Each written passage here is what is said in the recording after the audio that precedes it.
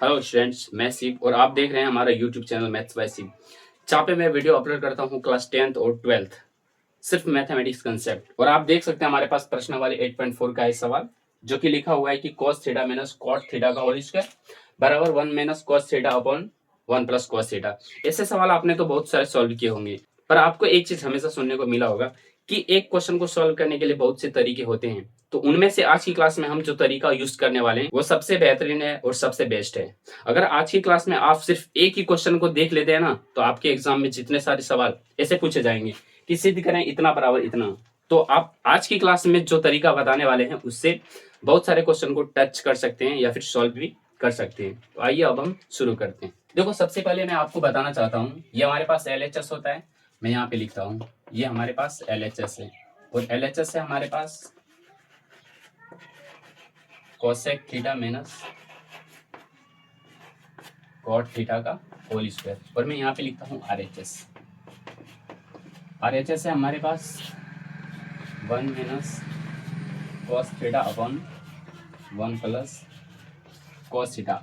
अब आपको मैं बताना चाहता हूँ, आप जब भी प्रूव किए होंगे LHS बराबर RHS, आपको यही चाहिए। मैं भी यहाँ पे करने वाला हूँ LHS बराबर RHS। ऐसा अगर मैंने कर दिया तो ये हमारे पास प्रूव्ड हो जाएगा। अब आप मेरी बातों को ध्यान से सुनेंगे जो मैं आपको बताने की कोशिश कर रहा हूँ। देखो, यहाँ पे आपको कुछ नहीं करना है, सिर्फ ये करना है कि थीटा की जगह आपको हमेशा 45 डिग्री लेके चलना है। मैं यहाँ पे थीटा की जगह 45 डिग्री लेके चलता हूँ। मैं यहाँ पे कोने में लिख देता हूँ, आपको हमेशा थीटा बराबर 45 डिग्री लेके चलना है। अब जैसे हमारे पास ये सवाल है, हम यहाँ पे 45 डिग्री पुट करते हैं। ये हो जाएगा cosec 45 degree minus cot 45 degree का होल स्क्वायर। अब आपको पता है कि कोसेक 45 डिग्री की वैल्यू हमारे पास √2 होता है और यहाँ पे इसका वैल्यू 1 होता है। इन दोनों का होल स्क्वायर कर देते हैं। तो यहाँ से सॉल्व करेंगे तो ये हो जाएगा हमारे पास √2 का स्क्वायर माइनस 2√2 इंटू 1, तो कोई फर्क नहीं पड़ेगा, और प्लस का 1 का स्क्वायर हो जाएगा। और फिर सॉल्व कीजिए आगे, तो ये हमारे पास 2 माइनस 2√2 और ये प्लस का 1, इन दोनों को जोड़ेंगे तो हमारे पास ये हो जाएगा 3 माइनस 2√2, यानी कि ये हमारे पास LHS निकल के आ गया। अब हम इस थीटा की वैल्यू यहाँ पे पुट करेंगे 45 डिग्री, तो ये हमारे पास हो जाएगा 1 माइनस